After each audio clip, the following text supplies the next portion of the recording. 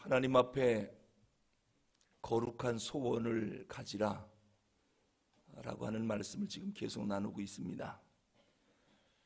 소원이 있어야 그 소원대로 행동을 하게 되거든요.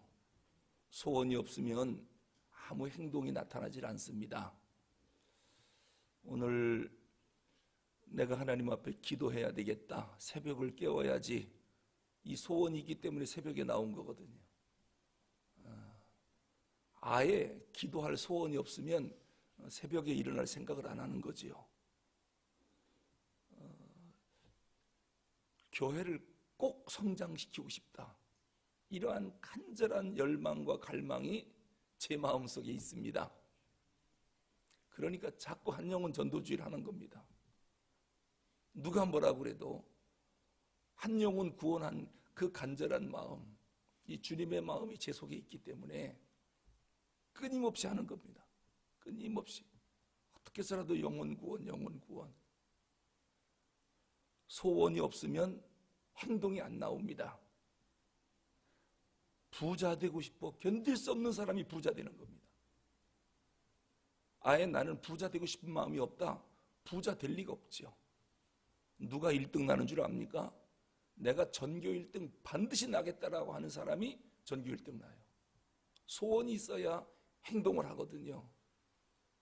근데 내 마음에 소원이 있다는 것은 누가 나와 함께 하고 있다는 증거입니까? 하나님이.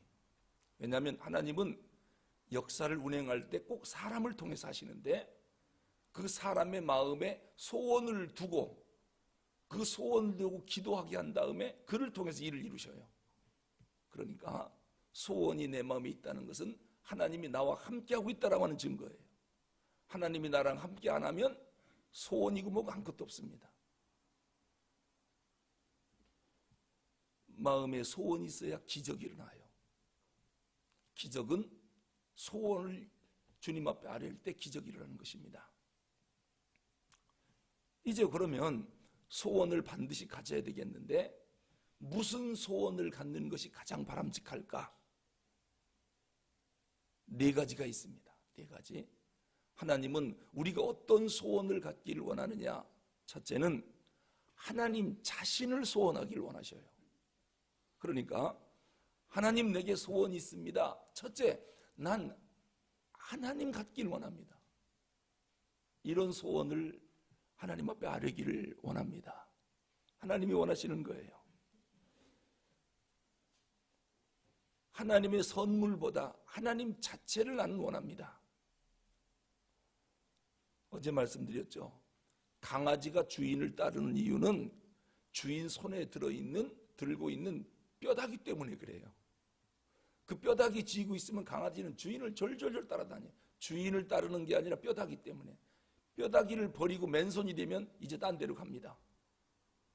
그러니까 이 강아지가 주인을 좋아하는 게 아니라 뼈다귀를 좋아해요. 여러분, 하나님 왜 좋아해요? 하나님이 갖고 있는 축복, 선물, 이것 때문에 주님을 따라다니는 겁니까? 아니면 난 그런 거 필요 없습니다. 하나님 자체가 좋습니다.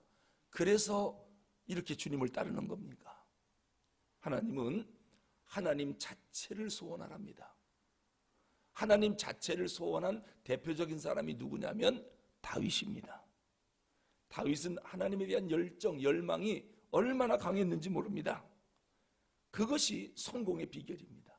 하나님을 갖는 것, 하나님이 갖고 있는 선물을 가지려고 소원하지 말고 하나님 자체를 소원할 때 이것이 바로 성공의 비결입니다. 주여, 내가 무엇을 바라리요? 나의 소망은 주께 있나이다. 다윗의 고백입니다. 주님, 내가 뭘 바랍니까? 내 소망은 오직 주님밖에 없습니다. 여호와여, 내가 주를 바라사오니 내 주 하나님이 내게 응낙하시리이다. 나는 하나님을 바란다는 거예요. 하나님을 가까이 함이 내게 복이라. 하나님을 소원하는 것이죠. 오늘 본문은 뭐라고 말합니까? 하나님이여, 사슴이 시내의 물을 찾기에 갈급함같이 내 영혼이 주를 찾기에 갈급하니이다. 주님 때문에 이렇게 갈급해하는 거예요. 내 영혼이 하나님 곧 살아계신 하나님을 갈망하나니. 하나님을 이렇게 갈망하고 있는 다윗을 보게 됩니다. 우리는 소원을 갖되 하나님에 대한 갈망과 열정이 뜨거워야 됩니다.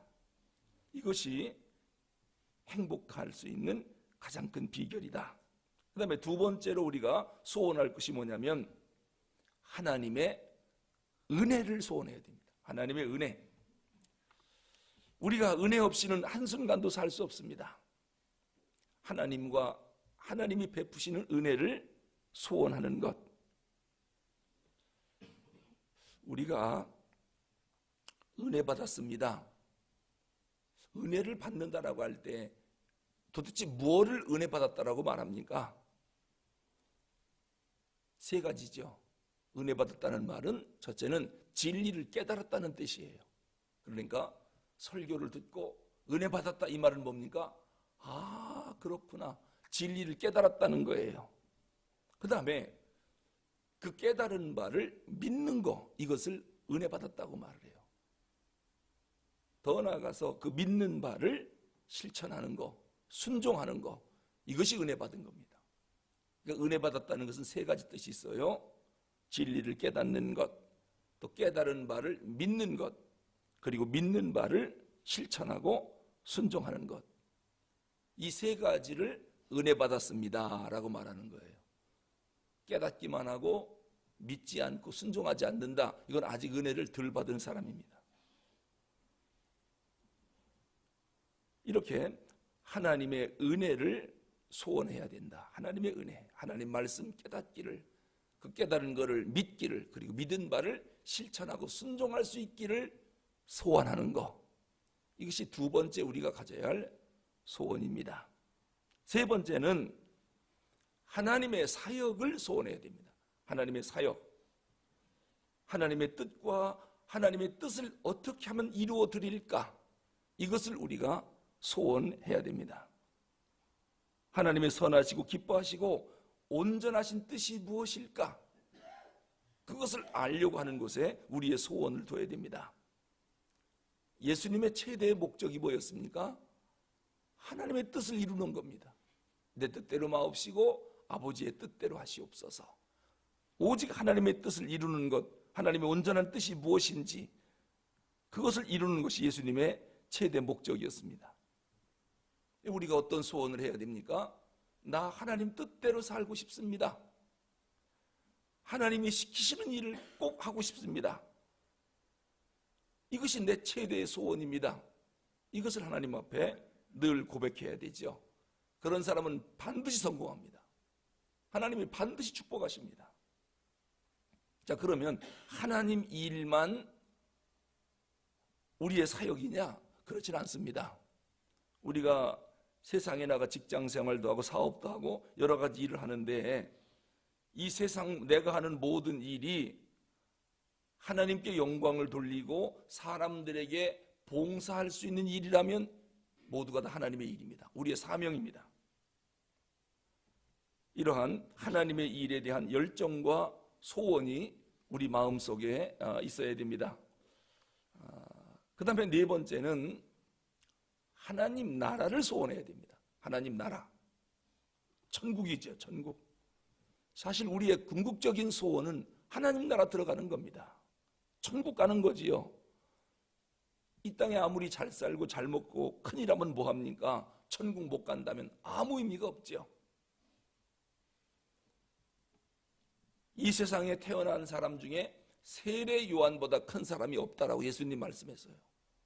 우리가 아무리 커도 세례 요한만큼 클 수는 없다고 그랬는데 천국 가면 가장 작은 자가 세례 요한보다 크다고 그랬어요.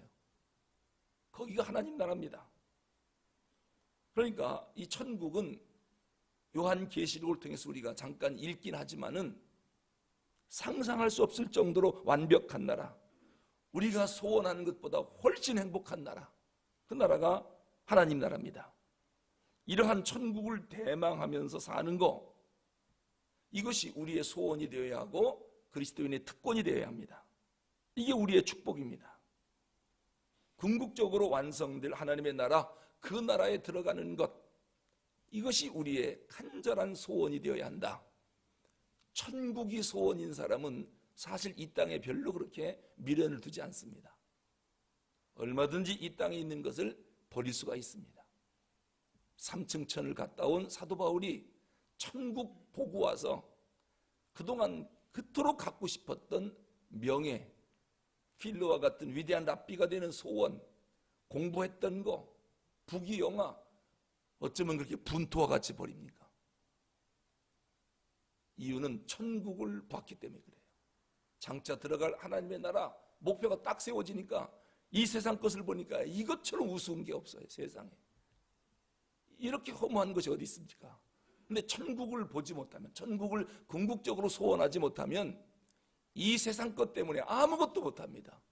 신앙이 절대로 성숙해지지 않습니다. 말뿐이지 내면 세계는 변화받지 않습니다. 천국을 소원하지 않아서 그렇습니다. 천국보다 더 소중한 것이 많기 때문에 이 땅에 있는 것들을 포기하지 못하고, 그래서 하나님의 뜻대로 살지 못하는 것입니다. 성경이라든지 역사의 위대한 위인들을 보면 공통적인 특징이 뭔 줄 압니까? 하나님 나라를 그토록 사모했던 사람들입니다. 믿음의 선배들, 어떻게 현재의 고난을 저렇게 기쁨으로 여길까? 저 고난을 어떻게 극복했을까? 천국에 대한 소망 때문에 그렇습니다. 나를 죽이려면 죽이라는 거죠. 죽이면 천당 가고 살려놓으면 전도하고 내 입은 절대로 못 막는다는 겁니다.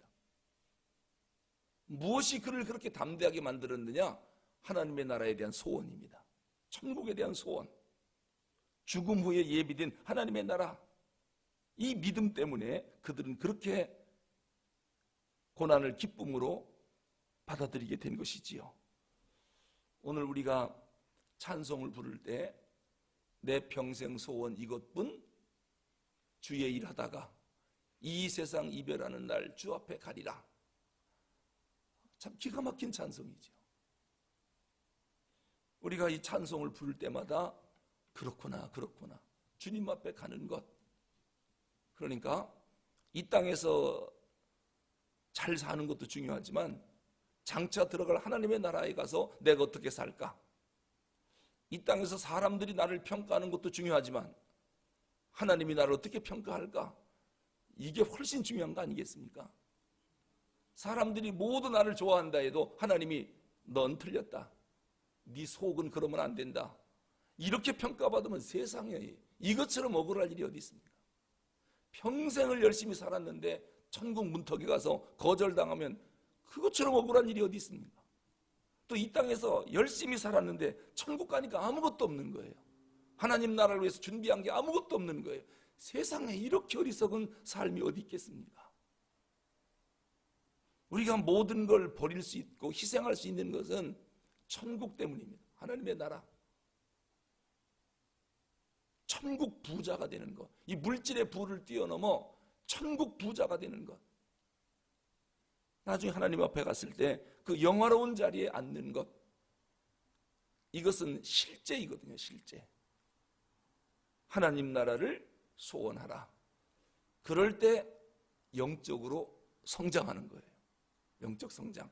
우리는 지금 영적 성장의 10가지 10계명을 지금 배우고 있는 거거든요. 첫 번째, 거룩한 것을 소원하라 라고 하는 것을 지금 계속 말씀드리고 있습니다. 기도하시겠습니다. 하나님 아버지, 우리가 영적으로 성장하기를 원합니다. 자라지 못하고 어린아기처럼 계속 있는 것은 하나님의 기쁨이 아니라 하나님의 아픔이요 슬픔이요 교회의 골칫덩어리가 된다는 것을 기억하게 하시고 부지런히 자라게 하여 주시옵소서. 그래야 하나님의 뜻을 이루어드리고 우리가 행복하고 남을 돕는 자가 되는 것은 주님, 내가 성장하지 않으면 안 된다는 것을 기억하게 하옵소서. 우리 마음에 소원을 주시기 원합니다. 기필코 성숙한 그리스도인이 되겠다, 이러한 간절한 소원을 줄 때 하나님 영적으로 성장하는 줄로 믿습니다. 무엇보다도 하나님 자체를 소원하게 해주시고 하나님의 은혜를 소원하고 하나님의 사역을 소원하고 무엇보다도 하나님 나라에 대한 간절한 열망이 우리 가슴에 크게 하여 주시옵소서. 그래야 하나님 나라를 준비할 줄로 믿습니다. 우리의 영적 성장이 오늘도 계속 일어날 수 있도록 성령님 우리를 붙잡아 주시옵소서. 예수 그리스도 이름으로 기도하옵나이다. 아멘.